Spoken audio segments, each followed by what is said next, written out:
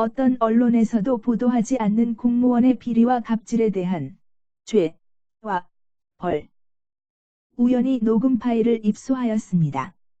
녹음 파일의 내용이 무엇인지 알아보기 위해 파일을 열어보았습니다. 녹음 파일의 내용은 정상적인 사고를 가진 사람으로서는 경악을 금치 못하는 내용이었습니다. 녹음 파일의 내용을 듣고 그 내용을 분석하기 위해 녹취록을 만들었습니다.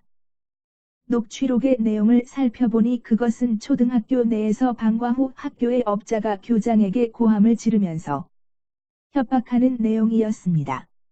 초등학교 교장은 업자의 행패 때문에 학교에서 근무를 하지 못하겠다고 하는 내용이었습니다.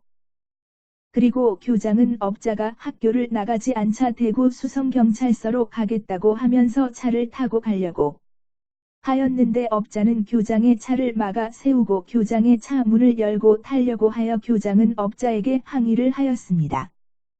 초등학교 교정에서 약 1시간 40여 분을 교장이 업자와 싸우면서 고성을 지르고 업자의 행패를 피해 차를 타고 학교를 나가려고 한 이유는 업자가 방과 후 학교 수업을 개설하면서 복날, 추석, 설 등 때마다 찾아가서 예의를 갖추고 봉투에 얼마를 넣어가 뇌물을 주었는데 방과 후 학교의 업체를 교장이 바꾸려고 하기 때문에 초등학교 교정에서 행패를 부렸던 것입니다.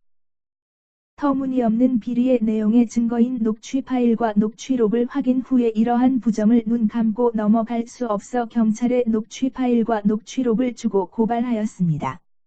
그런데 고발 후 얼마 지나지 않아 경찰은 검사가 300만 원 이하의 뇌물수수는 조사도 하지 말고 기소 같은 것은 하지 말라고 한다면서 경찰 자신들로서는 방법이 없다고 이야기하고 사건을 종결하였습니다.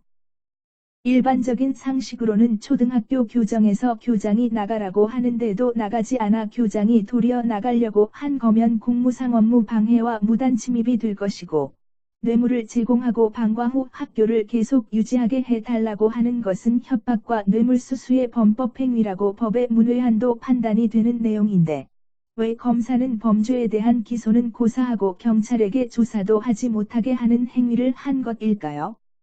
일반 국민이 이해할 수 없는 검사의 어떤 심오한 뜻이 있었던 것일까요?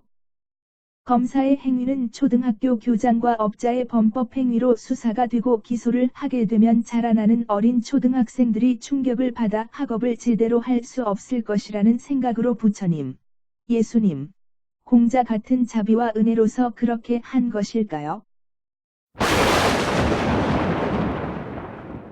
대구에 발령받는 검사는 범법 행위에 대해서 자비와 은혜로 임하는 것을 보면 앞으로 검찰에서 강성 검사를 법무부에서는 대구로 발령하여 자비와 은혜로움을 깨닫게 하는 것이 현명한 일일 것입니다. 역사적으로 국가가 망할 때에는 반드시 국가와 국민을 배신한 관료들이 있었기 때문입니다. 공무원의 비리와 갑질은 국가와 국민을 망하게 하는 것이다. 여러분이 구독과 좋아요를 눌러주시는 것은 제가 다시 검사들에게 당하지 않게 도와주시는 것입니다.